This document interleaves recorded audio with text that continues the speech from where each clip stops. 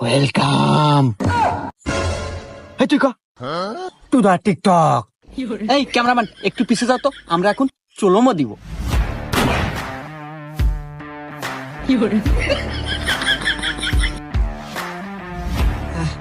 এই দে ফোনটা দে, এই ভিডিও আপলোড দে।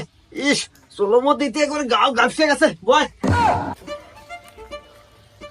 দিস ভালো দিস, হ্যাশট্যাগ ভালো করে লাগাইস যাতে ভাইরাল হয়।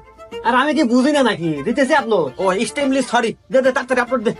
এ স্যার, আপনারা ভিডিও ছাড়বেন না কি করবেন হরেন গা? 2 মাস ধরে আমাকে বেতন দেন না, আজকে আমাকে বেতন দেন, না হলে কাল থেকে কামে আসবো না।